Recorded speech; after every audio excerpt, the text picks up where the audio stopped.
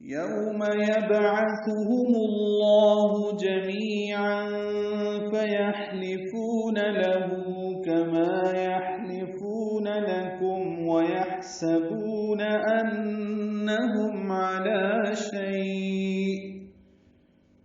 یہ الفاظ شروع والے یوم یبعثهم اللہ جمیعا، یہ ہم نے آیت نمبر 6 میں بھی پڑھے ہیں، اسی سورہ کی سورۃ المجادلہ کی آیت نمبر 6 میں دیکھ لیجئے، یہی الفاظ ہیں. یوم باولین ہے، یوم یبعثهم میں با ساکن پہ قلقلہ ہے، عین وسط حلق سے ادا ہوگا، تا نرمی سے ادا کریں گے، ہا اقصى حلق سے معروف طریقے سے پڑھیں گے، تا اور ہا کو تو ہو میم کو لام سے ملائیں گے، ماللہ لام اس میں جرارہ قل پڑھیں گے تو یبعثهم اللہ جمیعا، می یا مدہ ہے، عین وسط حلق سے ادا ہوگا، تنوین کی بعد فانی کی وجہ سے اخفا ہوگا، جمیعا فیحلفون پڑھیں گے.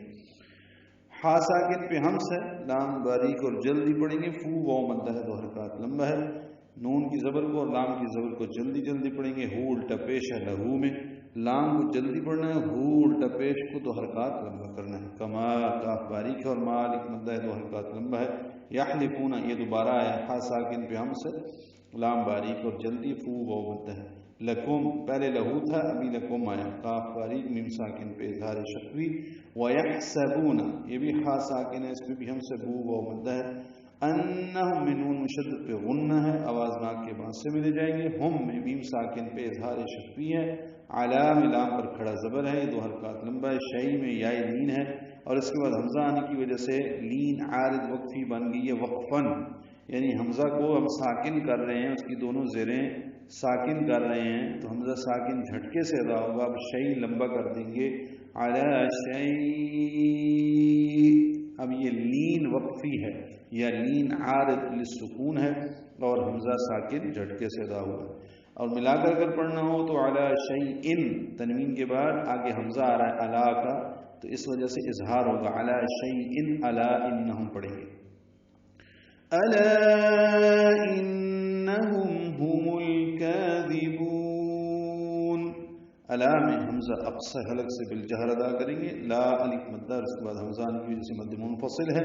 الا انہم نون مشدد پہ غنہ ہے، ہم میں میم ساکن پہ اظہار شفوی ہے، هم الکاذبون، اب میم کو لام سے ملائیں گے، اظہار قمری ہوگا، کاف باریک ہے، 2 حرکات لمبا کریں گے، ذال نرمی سے ادا کریں گے، با کو لمبا کریں گے، وقفا مد عارض للسکون ہے.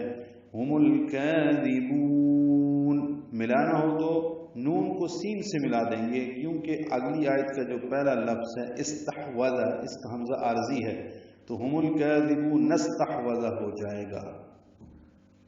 جس دن اللہ ان سب کو اٹھائے گا تو یہ اس کے سامنے بھی اسی طرح قسمیں کھائیں گے جس طرح تمہارے سامنے قسمیں کھا رہے ہیں، اور بزعم خود سمجھتے ہیں کہ اس سے ان کا کام بن جائے گا.